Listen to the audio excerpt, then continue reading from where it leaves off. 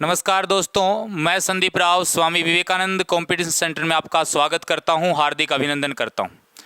आज हम इस राजस्थान इतिहास की क्लास में राजस्थान की प्राचीन सभ्यताओं के बारे में चर्चा करेंगे। और राजस्थान की प्राचीन सभ्यताओं में सबसे पहले जिस सभ्यता के बारे में बात करें तो वो सभ्यता है कालीबंगा सभ्यता। राजस्थान की प्राचीन सभ्यताएं और प्राचीन सभ्यताओं में जिसके बारे में पढ़ेंगे वो कौन सी सभ्यता है? कालीबंगा सभ्यता है। आराम से अपना पेन, अपना रजिस्टर साथ लेके बैठिए तसल्ली से, और आपको बताता हूं कि ये सभ्यताएं क्या होती हैं और किस प्रकार से कालीबंगा सभ्यताएं पढ़नी होती हैं। क्या क्या जाता है जो सिर्फ जीके की सीधी सीधी बातें बता दी जाती हैं और एक स्टूडेंट को मजबूर कर दिया जाता है उन बातों को रटने के लिए, और साइकोलॉजी ये बन जाती है कि सभ्यता जो टॉपिक है वो थोड़ा टफ है, इसमें तो बस यही याद करना है कहाँ से क्या मिला है। तो चेंज कीजिए इस साइकोलॉजी को। सबसे आसान टॉपिक है इतिहास का। राजस्थान की जो भी सभ्यताएं हैं या किसी भी हिस्ट्री के अंदर कोई भी अगर सभ्यता है, सबसे आसान टॉपिक। आज हम इस क्लास में कालीबंगा सभ्यता के बारे में बात करेंगे। पहली बात जो मैं कालीबंगा सभ्यता के बारे में बताऊं, मोस्टली जो पहली बात लिखी होती है इसका शाब्दिक अर्थ क्या है, तो इसका शाब्दिक अर्थ है काले रंग की चूड़ियां। काले रंग की चूड़ियां ये यहां से मिली थी।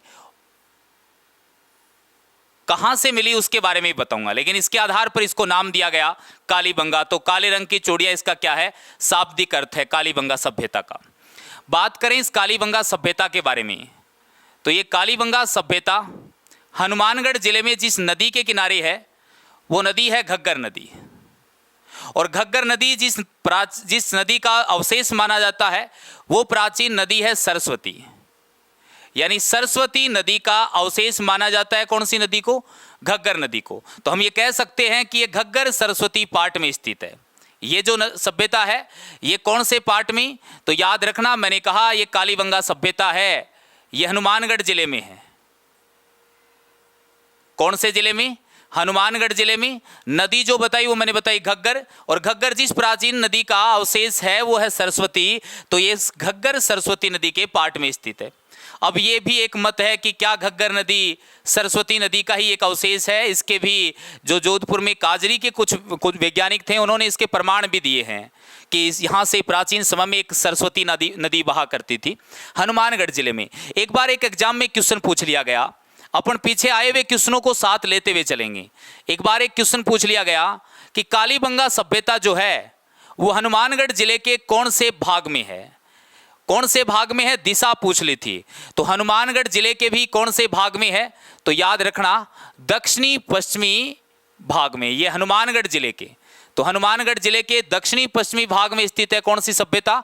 कालीबंगा सभ्यता। नदी मैंने बताई घग्गर सरस्वती नदी के पार्ट में है। अब मैं आपको एक बात बताऊं कि कालीबंगा सभ्यता जो है ये सिंधु घाटी सभ्यता का एक स्थल है। किसका एक स्थल है? तो ये सिंधु घाटी सभ्यता का एक स्थल है। और ये सिंधु घाटी सभ्यता जो थी वो एक नगरीय सभ्यता थी। सिंधु घाटी सभ्यता जो थी ये कैसी सभ्यता थी? एक नगरीय सभ्यता थी। इसलिए हम कालीबंगा सभ्यता की जब भी विशेषताएं पढ़ते हैं तो कालीबंगा सभ्यता की विशेषताओं में अपन पहली बात लिखेंगे कि एक ऐसी सभ्यता है, नगरीय सभ्यता है। कालीबंगा सभ्यता एक कैसी सभ्यता है? नगरीय। क्योंकि कालीबंगा सभ्यता, कालीबंगा जो स्थल है वो कौन सी सभ्यता का है? तो सिंधु घाटी सभ्यता का, जो एक कैसी सभ्यता है? नगरीय सभ्यता है। उम्मीद करता हूं इतनी बात समझ आई होगी। अब मैं इस सिंधु घाटी सभ्यता के बारे में थोड़ा सा बताता हूं कि ये कालीबंगा किस प्रकार से एक स्थल है और हम किस प्रकार से जज करें। क्योंकि काफी बार एक क्वेश्चन पूछ लिया जाता है, निम्न में से प्राक हड़प्पाई स्थल है, निम्न में से विकसित हड़प्पाई स्थल है, किस आधार पर हम ये तय करें कि कौन सा प्राक हड़प्पा का है, कौन सा विकसित हड़प्पा का है? तो एक बार के लिए तो इतनी बात की कालीबंगा सिंधु सभ्यता का एक स्थल जो नगरीय, इस आधार पर हमने कालीबंगा सभ्यता को भी क्या कह दी? नगरीय सभ्यता कह दी। अब इस सिंधु घाटी सभ्यता तक पहुंचे कैसे? तो इसके बारे में एक बात बताता हूं कि इतिहास जो लिखा जाता है वो मानव का लिखा जाता है, और मानव की उत्पत्ति अफ्रीका महाद्वीप में, और वहां से इतिहास की शुरुआत करें तो उस काल को क्या कहते थे? पाषाण काल। यानी जिस काल में, इससे इतना आपको इतना सा समझना है कि जिस काल में मानव पत्थर से परिचित था, सिर्फ कौन सी धातु के बारे में जानता था, पत्थर के बारे में, उस समय एक असभ्य मानव था, उस काल को हमने क्या कहा, पाषाण काल। और इस पाषाण काल की जो शुरुआत हुई है, उस समय मानव कैसा है, असभ्य मानव। और पाषाण काल से हम धीरे धीरे कहां पर आए, नव पाषाण काल में आए। धीरे धीरे कहां पर आए, नव पाषाण काल में आए। अंतिम भाग है पाषाण काल का, नव पाषाण काल। और यहां तक आते आते मानव जो था वो सभ्य हो गया, मानव जीवन जीना सीख गया, वो पशुपालन करने लग गया है। पहले वो पशुपालन जब करता था तो उसका उधर से सिर्फ मांस प्राप्ति रहता था। धीरे धीरे मानव पशुपालन करने लग गया, कृषि करने लग गया। और जब मानव कृषि करने लगा तो उसके जीवन में स्थायित्व आया, और उसके जीवन में जब स्थायित्व आया तो वो घर बना के रहने लग गया, और छोटी छोटी गांव ढाणियां बन गई। एक सभ्य मानव से सभ्य मानव तक का ये दौर हमने पूरा पाषाण काल से नव पाषाण काल में तय किया। और इस दौरान मानव सभ्य वो घर बना के रहने लग गया, छोटी छोटी गांव ढाणियां बन गई, यानी छोटी छोटी ग्रामीण संस्कृति। तो हम ये कहेंगे कि नव पाषाण काल में क्या बन गई थी, वो ग्रामीण संस्कृति बन गई थी। और धीरे धीरे यही ग्रामीण संस्कृति विकसित होके कौन सी सभ्यता का निर्माण करती है, सिंधु घाटी सभ्यता का। और ये मत अमलानंद घोष ने दिया है। ये मत किसने दिया है, अमलानंद घोष ने दिया है कि सिंधु घाटी सभ्यता का निर्माण कैसे हुआ था। तो मैंने कहा कि नव पाषाण काल की ग्रामीण बस्तियां विकसित होकर नगरों का निर्माण करती हैं, और वही नगरीय सभ्यता सिंधु घाटी सभ्यता है। वही सभ्यता कौन सी है, सिंधु घाटी सभ्यता। अब सिंधु घाटी, ये नव पाषाण काल की ग्रामीण बस्तियां हैं, ये एक दिन में तो विकसित नहीं हो गई होंगी, एक दिन में तो ये गांव शहर नहीं बन गए होंगे। तो इसके विकसित होने का जो दौर है उसको हम 3 भागों में बांटकर पढ़ते हैं। ध्यान से देखना, मैं यहां से सिंधु घाटी सभ्यता के निर्माण का दौर बता रहा हूं। पढ़ रहे अपन कालीबंगा रहे थे, लेकिन कालीबंगा कैसे बनी उसी के बारे में बात चल रही है। मैं कह रहा हूं कि सिंधु घाटी सभ्यता का निर्माण कैसे हुआ, तो उसके पहले दौर को कहेंगे प्राक हड़प्पा। क्या कहेंगे अपन, प्राक हड़प्पा। एक को अपन कहेंगे विकसित हड़प्पा, और एक को कहेंगे अपन उत्तर हड़प्पा। समझना इतना है कि हड़प्पा सभ्यता से पहले का जो दौर है उसको हम प्राक कह रहे हैं, और बाद का जो है उसको उत्तर कह रहे हैं। तो क्या बोला अपन ने, प्राक हड़प्पा, विकसित हड़प्पा और उत्तर हड़प्पा। ये सिंधु घाटी सभ्यता या हड़प्पा सभ्यता के कितने भाग हैं, 3 भाग हैं। अब इस प्राक हड़प्पा में क्या हुआ, मानव जो था वो तांबे का प्रयोग करने लग गया। यानी किसका प्रयोग करता है यहां पे, तांबे का। तो यहां पे जो ग्रामीण बस्तियां हैं वो कौन से काल की हैं, तो ताम्र पाषाण काल की हैं। वो कौन से काल की हैं, ताम्र पाषाण काल की। तो इसको दूसरे शब्दों में हम ये कह सकते हैं, मैंने थोड़ी देर पहले एक लाइन बोली थी कि नव पाषाण काल की ग्रामीण बस्तियां विकसित होकर क्या बनाती हैं, सिंधु घाटी सभ्यता। तो इसी को ऐसे बोल देंगे कि ताम्र पाषाण काल की ग्रामीण बस्तियां विकसित होकर क्या बनाती हैं, सिंधु घाटी सभ्यता। तो ताम्र पाषाण काल जिसमें मानव तांबे का प्रयोग करता है वो दौर प्राक हड़प्पा था। और यहां पे आते आते मानव तांबे में टिन मिलाकर प्रयोग में लेने लग गया, जिसको हम कांसा कहते हैं। तो ये जो है ये कौन से युग का हो गया, कांस्य युग का हो गया। तो अपन प्राक हड़प्पा के बारे में जाना कि वो ताम्र पाषाण काल है, और हमने विकसित हड़प्पा के बारे में जाना कि वो कांस्य युग है। तो अब आपसे क्वेश्चन पूछ लिया जाए कि निम्न में से कौन सा स्थल प्राक हड़प्पा है, तो हम देख लेंगे कि जिस स्थल से तांबे के औजार मिले हैं, तांबे के अवशेष मिले हैं, वो प्राक हड़प्पा है। और जहां से कांसे के मिल रहे हैं वो विकसित हड़प्पा है। तांबे के मिले तो प्राक, कांसे के मिले तो विकसित। धातु के आधार पर हमने पढ़ा तो ये सिंधु घाटी सभ्यता का विकास कितने चरणों में हुआ, 3 चरणों में हुआ। और उसी सिंधु घाटी सभ्यता का एक भाग है कौन सा, कालीबंगा। कालीबंगा से हमें प्राक हड़प्पा के भी अवशेष मिलते हैं और कालीबंगा से हमें विकसित हड़प्पा के भी अवशेष मिलते हैं। और ये कालीबंगा सभ्यता बनी कैसे, तो हम कहेंगे कोई ना कोई नव पाषाण काल या ताम्र पाषाण काल की ग्रामीण बस्ती थी, वही सिंधु घाटी। क्योंकि ये नव पाषाण काल की ग्रामीण बस्तियां जिस दौर में विकसित हो रही हैं और सिंधु सभ्यता, उस दौर को प्राक हड़प्पा या ताम्र पाषाण काल बोलते हैं। तो ताम्र पाषाण काल की ग्रामीण बस्ती बोल दें या बोल दें कि नव पाषाण काल की ग्रामीण बस्ती विकसित होकर क्या बना रही हैं, हड़प्पा या सिंधु घाटी सभ्यता। अब बात यह कि सर आप कभी तो बोल रहे हो सिंधु घाटी सभ्यता और आप कभी बोल रहे हो हड़प्पा सभ्यता, ये क्या चक्कर है? थोड़ा सा बता दूं इसके बारे में, रटना नहीं है ये बात, ध्यान से सुन लेना, बार बार पढ़ने को नहीं मिलती हैं चीजें, ध्यान से सुनना इन बातों को। कभी बोल रहे हैं सिंधु घाटी सभ्यता, कभी बोल रहे हैं इसको हड़प्पा सभ्यता, और मैं कह रहा हूं कि ये कालीबंगा है, ये तो घग्गर नदी के किनारे है, जो सरस्वती नदी का अवशेष है ये, तो ये हो गया सरस्वती नदी के किनारे। तो इस सभ्यता का प्रारंभ में नाम सिंधु घाटी सभ्यता रखा, वो उन परिस्थितियों में बिल्कुल सही नाम था, क्योंकि उस समय इसके ज्यादातर स्थल जो मिल रहे थे वो या तो सिंधु नदी या उसकी सहायक नदियों के किनारे मिल रहे थे। बिल्कुल ठीक है, उस समय वो सही था, लेकिन बाद में धीरे धीरे इसके अवशेष सरस्वती नदी के बहाव क्षेत्र में मिलने लग गया, तो इसका नाम बदल के दे दिया गया सिंधु सरस्वती सभ्यता। क्या नाम दिया गया? सिंधु सरस्वती सभ्यता।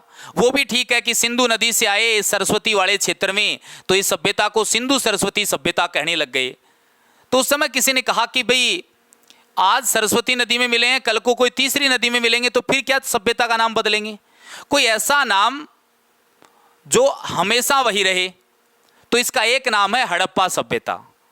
ये हड़प्पा सभ्यता इसको इसलिए कहते हैं क्योंकि सिंधु घाटी सभ्यता का खोजा गया पहला स्थल हड़प्पा था। ये पहले भी हड़प्पा ही था, खोजा गया, आज भी है, आज के 100 वर्षों बाद भी यही रहेगा।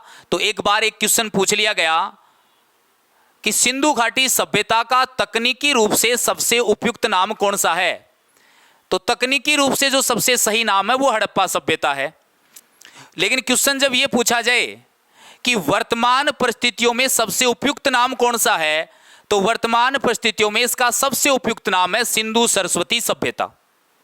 आज की परिस्थितियों में इसे सिंधु सरस्वती कह सकते हैं, लेकिन तकनीकी रूप से इसका सही नाम है हड़प्पा सभ्यता। आज देख लेना, कोई भी स्तरीय एग्जाम है और उसका जब सिलेबस जारी किया जाता है तो उसमें सिंधु घाटी सभ्यता नाम नहीं लिखा होता है, उसमें हड़प्पा सभ्यता नाम ही लिखा होता है, क्योंकि तकनीकी रूप से सबसे उपयुक्त नाम यही है। और इसी सभ्यता का एक स्थल है कौन सा? कालीबंगा, जो घग्गर नदी के, और घग्गर नदी के भी कौन से तट पर? तो ये बात याद रख लेना, पूछ लिया गया था ये क्वेश्चन एक बार, तो बाएं तट पर है। कौन से? घग्गर नदी के भी कौन से तट पर है कालीबंगा? तो बाएं तट पर है, जो सरस्वती नदी का एक हिस्सा है घग्गर नदी, उसी का अवशेष है। ये बातें मैंने सिंधु घाटी सभ्यता किस प्रकार से मानव की उत्पत्ति, उस दौर को पाषाण काल, फिर नव पाषाण काल, वही ग्रामीण बस्तियां विकसित हुई, ये सभ्यता बनाती हैं। फिर वो विकसित होने का जो दौर था वो प्राक हड़प्पा है, उस दौर में ताम्र पाषाण काल आता है। तो प्राक हड़प्पाई कोई बस्ती है तो वो तय करेंगे कि तांबा मिलता है तो प्राक हड़प्पाई है। धीरे धीरे वो विकसित हुई और कांसे का प्रयोग। तो हम ये कहें कि इस सभ्यता के अगर अपने को विशेषताएं देखना, एक बार मैं कह रहा हूं कालीबंगा सभ्यता की विशेषताओं में मैंने एक नाम तो दिया इसको, किसे नगरीय सभ्यता कहते हैं, लेकिन मैं कहूंगा इस सभ्यता को ताम्र कांस्य युगीन सभ्यता भी कहते हैं। इस सभ्यता को क्या कहते हैं? ताम्र कांस्य युगीन सभ्यता भी कहते हैं, क्योंकि यहां से ताम्र पाषाण काल के भी अवशेष मिलते हैं, यानी प्राक हड़प्पा के भी और विकसित के भी। तो ताम्र कांस्य युगीन सभ्यता। यहां से मातर देवी की प्रतिमा मिली, इसके आधार पर कहा कि मातर सत्तात्मक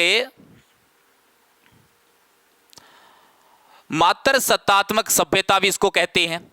साथ ही याद रखना कि इस सभ्यता को व्यापार प्रधान सभ्यता भी कहा जाता है। व्यापार प्रधान सभ्यता भी इसको कहते हैं। तो मैंने नगरीय सभ्यता कहा, इसको मैंने ताम्र कांस्य युगीन सभ्यता कहा, मैंने मातर सत्तात्मक, मैंने व्यापार प्रधान सभ्यता इसको कहा। और किस प्रकार से ये सभ्यता बनी है सिंधु घाटी, इसके बारे में बताया। और सिंधु घाटी सभ्यता का स्थल है जो सरस्वती नदी के पाट में है, और इसी वजह से इसको सिंधु सरस्वती सभ्यता कह दिया जाता है। लेकिन तकनीकी रूप से सबसे उपयुक्त नाम कौन सा है?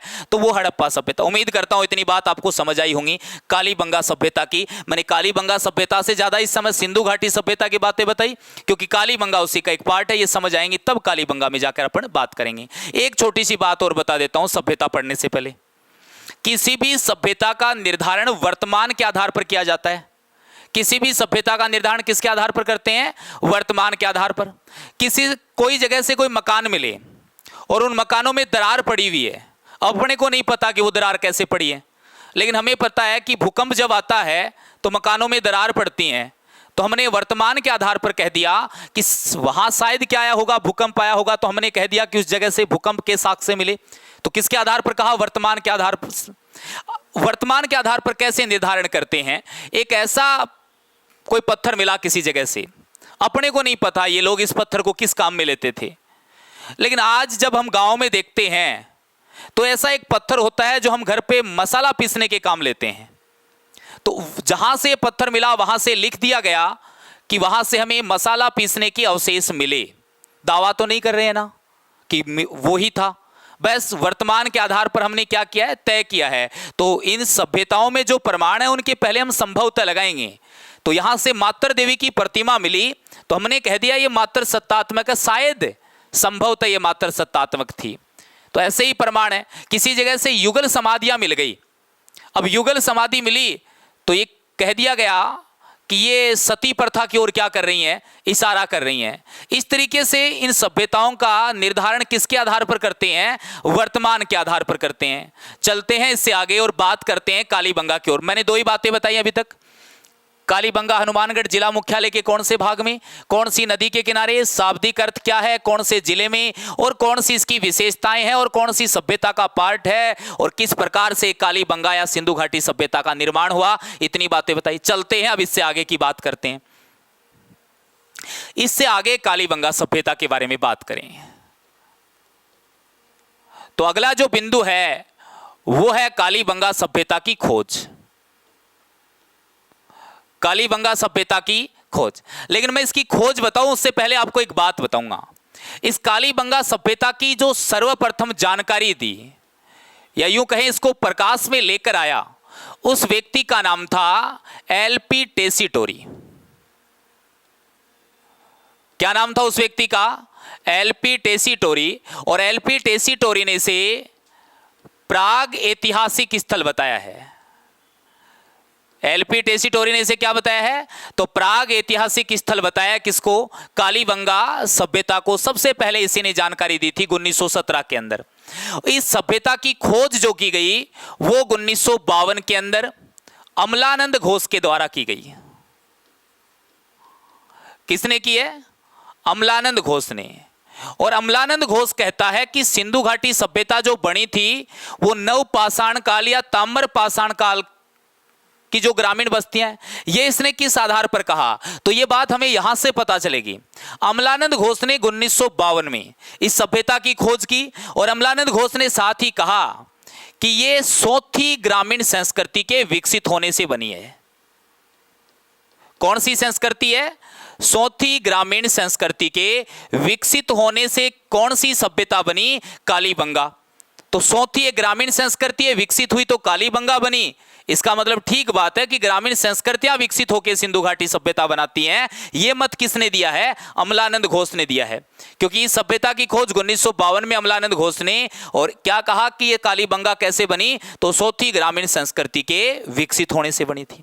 अब सोथी ग्रामीण संस्कृति है, इसे कालीबंगा प्रथम कहा जाता है। इसे कालीबंगा प्रथम कहा जाता है। तो मैंने कहां पर है इसकी स्थिति के बारे में बात की, साथ ही मैंने इसकी विशेषताएं बताई और मैंने खोज बता दी 1952 में अमलानंद घोष ने, और कहा कि ये सोथी ग्रामीण संस्कृति के विकसित होने से बनी है, यानी ग्रामीण संस्कृतियां विकसित होकर सभ्यता बनाती हैं। और कालीबंगा प्रथम इस सोथी ग्रामीण संस्कृति को कहते हैं। और जानकारी सबसे पहले किसने दी थी? एलपी टेसीटोरी ने दी थी। अब मैं काम की बात बता रहा हूं, याद रखना। कालीबंगा सभ्यता के उत्खनन के बारे में बात करें तो इस कालीबंगा सभ्यता का उत्खनन 1961 से 1969 के मध्य, कब की बात है? 1961 से 1969 के मध्य बीबी लाल, एक व्यक्ति कौन है? बीबी लाल। एक व्यक्ति है जिसका नाम है बीके थापर। इसके बाद एक व्यक्ति है जिसका नाम है एमडी खर्रे, और एक व्यक्ति है जिसका नाम है जगपति जोशी। जगपति जोशी। हाल ही में एक एग्जाम में क्वेश्चन पूछा गया कि निम्न में से कालीबंगा के उत्खननकर्ताओं से संबंधित नहीं है, उत्खनन से संबंधित नहीं है। तीन नाम सेम दिए हुए थे जो मैंने ऊपर लिख रखे हैं। बीबी लाल, बीके थापर और एमडी खर्रे। एक दिया हुआ था आरसी अग्रवाल, वही उसका आंसर है। आरसी अग्रवाल का कोई संबंध नहीं रहा। तो इसके उत्खनन से कितने व्यक्ति संबंधित हैं? 4। उत्खनन 1961 से 69 के बीच बीबी लाल है, बीके थापर है, एमडी खर्रे है, जगपति जोशी है। ये खोज करता है, ये सबसे पहले जानकारी तो सबसे पहले प्रकाश में ये, और इसने कहा कि ये सभ्यता किससे बनी है? कालीबंगा। तो सोथी ग्रामीण संस्कृति के विकसित होने से बनी है। इस सोथी ग्रामीण संस्कृति को कालीबंगा प्रथम कहते हैं। और ये बात यहां से बनती है कि अमलानंद कह रहा है ये, इसका मतलब अमलानंद क्या कहना चाह रहा है कि ग्रामीण संस्कृतियां विकसित होकर बना रही हैं सिंधु घाटी नगरीय सभ्यता। ये बात वो जो पीछे बोल के गया, ये यहां जाके इसने इसको सही बताया कि सोथी संस्कृति से कालीबंगा बनी। इसके बाद आगे चर्चा करें कि कालीबंगा सभ्यता की और कौन सी बातें। तो उसके बाद हमें कालीबंगा सभ्यता का क्या याद रखना है? कालक्रम याद रखना है। और कालीबंगा सभ्यता का कालक्रम याद रखोगे 2350 बीसी से 1750 बीसी। 2350 बीसी से 1750 बीसी। ये जो दिया है ये कौन सी पद्धति के अनुसार है? तो C14 पद्धति के अनुसार। और इसके अलावा अग्रवाल ने भी, डीपी अग्रवाल ने भी इसी का समर्थन किया है। तो डीपी अग्रवाल ने और C14 पद्धति के अनुसार इस सभ्यता का जो कालक्रम है वो कौन सा है? 2350 बीसी से 1750 बीसी। और याद रखना, एक बार एक क्वेश्चन पूछ लिया गया कि कालीबंगा सभ्यता लगभग कितने वर्ष पुरानी सभ्यता है? कालक्रम बताया था, अब कितने वर्ष पुरानी है? तो अब ये तो आपको ही बताना पड़ेगा, क्योंकि आज हम 2022 में चल रहे हैं और ये 2350 लगभग 2000 बीसी मान लो, और ऐड करें तो हम ये कहेंगे कि लगभग कितने वर्ष पुरानी सभ्यता है ये? तो लगभग 4000 साल पुरानी सभ्यता है। कौन सी? कालीबंगा सभ्यता। कालक्रम बताया, एक बार रिपीट करूं। कालीबंगा सभ्यता हनुमानगढ़ जिले में घग्गर नदी के बाएं तट पर है। यह हनुमानगढ़ जिले के दक्षिणी पश्चिमी मुख्यालय में स्थित है, साथ ही मुख्यालय के दक्षिणी पश्चिमी भाग में स्थित है। इसकी विशेषताएं मैंने बताई। नगरीय सभ्यता, ताम्र कांस्य युगीन सभ्यता, मात्र सत्तात्मक है, व्यापार प्रधान है, सिंधु घाटी सभ्यता का हिस्सा है। किस प्रकार से विकास? 1952 में अमलानंद घोष ने खोज की है, और 1961 से 69 के मध्य उत्खनन किसने करवाया वो याद रखना है। इसके बाद याद रखना है कि ये जो सिंधु घाटी सभ्यता है, कालीबंगा सभ्यता, इसका कालक्रम 2300 से 1750 किसके अनुसार है? तो C14 पद्धति, और डीपी अग्रवाल ने भी इसी के ऊपर बल दिया। और लगभग कितने वर्ष पुरानी? 4000। अब बात करते हैं कि कालीबंगा सभ्यता का उत्खनन किसने करवाया। ये बात हमें समझ आई, लेकिन इसका जो उत्खनन करवाया गया वो 5 स्तरों में। इसका उस उत्खनन कितने स्तर में हुआ है? और ये क्वेश्चन यूं का यूं आया था हाल ही में एक एग्जाम में कि कालीबंगा सभ्यता का उत्खनन कितने स्तर में हुआ था। तो कालीबंगा सभ्यता का उत्खनन कितने स्तर में हुआ? 5 स्तर में हुआ। और 5 स्तर में जब इसका उत्खनन हुआ तो ध्यान से देखना वो 5 स्तर किस तरीके से हैं। कालीबंगा सभ्यता का उत्खनन कितने स्तरों में किया गया है? तो 5 स्तरों में किया गया। याद रखना कि नीचे वाले दो स्तर हैं, वहां से हमें प्राक हड़प्पा के अवशेष मिले हैं। वहां से हमें कैसे अवशेष मिले हैं? प्राक हड़प्पा के अवशेष मिले हैं। और ऊपर वाले 3 स्तर हैं, यहां से हमें विकसित हड़प्पा के अवशेष मिले हैं। इस बात को समझ रहे हो ना? मैंने अभी प्राक हड़प्पा और विकसित हड़प्पा बताया था।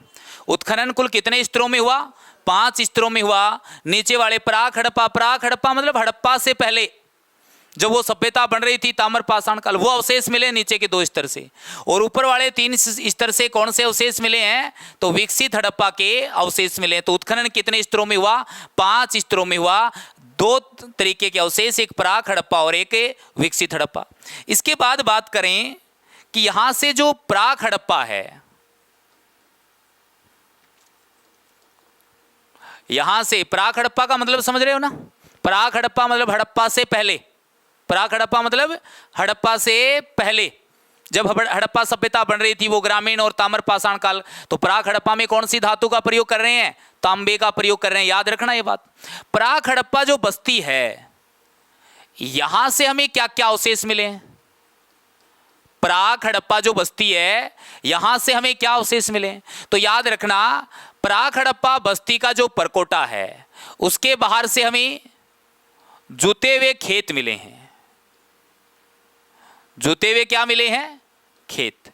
और इन खेतों के अंदर जो हल रेखाएं हैं वो एक दूसरे को समकोण पर काट रही हैं। जो हल रेखाएं हैं वो एक दूसरे को क्या कर रही हैं? समकोण पर काट रही हैं। तो इसको हम दूसरे शब्दों में बोलेंगे दोहरे जुते हुए खेत। कैसे खेत मिले हैं? दोहरे जुते हुए खेत मिले हैं। और याद रखना, दोहरे जुते हुए खेत है, इनमें संभवतः जो फसल उगाई गई थी या जो खेती की गई है वो चने व सरसों की थी। वो कौन सी थी?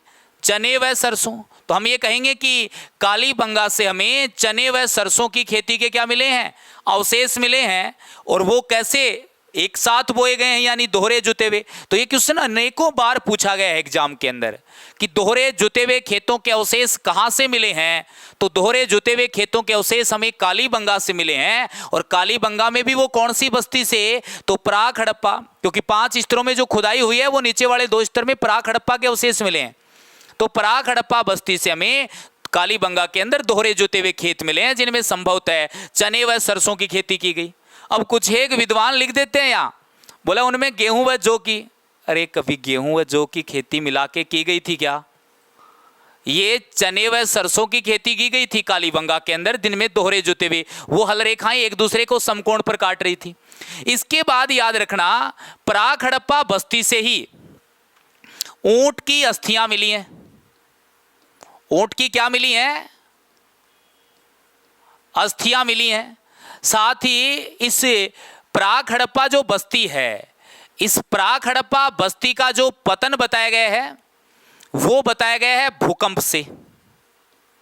यानी प्राक हड़प्पा बस्ती का पतन किससे हुआ? भूकंप से। और ये भूकंप के जो साक्ष्य हैं ये विश्व में पहली बार हैं। यानी विश्व में भूकंप का पहला प्रमाण हमें कहीं से मिलता है तो वो कालीबंगा से मिलता है। विश्व में भूकंप का पहला प्रमाण अगर हमें कहीं से मिला तो वो किससे मिला है? कालीबंगा से मिला है। क्योंकि कालीबंगा में जो प्राक हड़प्पाई बस्ती है उसका पतन किससे बताया गया है? भूकंप से। और बाद में जब इस प्राक हड़प्पाई बस्ती का पतन हुआ तो इसी के ऊपर विकसित हड़प्पा काल की जो बस्ती है उसका दुर्ग टीला बसा हुआ था। यानी दुर्ग टीला किसके ऊपर बसा? तो वो प्राक हड़प्पा जो बस्ती का पतन हुआ और उस प्राक हड़प्पा बस्ती के पतन हुआ, उसी प्राक हड़प्पा बस्ती के ऊपर विकसित हड़प्पा काल की जो बस्ती है उसका दुर्ग टीला बसाया गया था।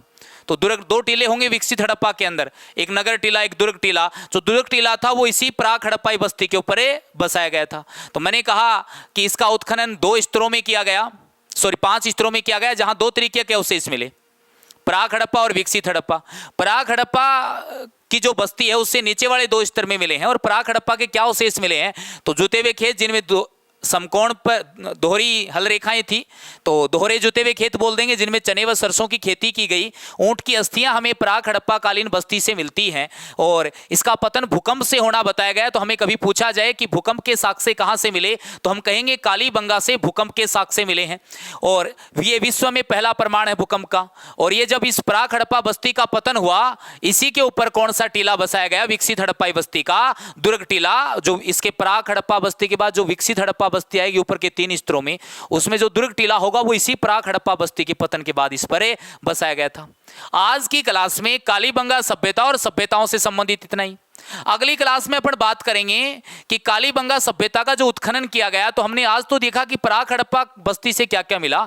कल बात करेंगे कि कालीबंगा सभ्यता के अंदर विकसित हड़प्पा बस्ती कैसी थी और वहां से हमें किस तरीके के अवशेष मिलते हैं।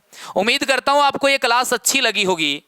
और कल की क्लास के अंदर, यानी इससे अगली वाली क्लास के अंदर, जो विकसित हड़प्पा बस्ती के जो अवशेष बताए जाए या उसका पूरा का पूरा किस तरीके का स्ट्रक्चर था, वो देखने के लिए अगली क्लास जरूर देखें। आज के लिए इस क्लास में इतना ही। जय हिंद, जय भारत।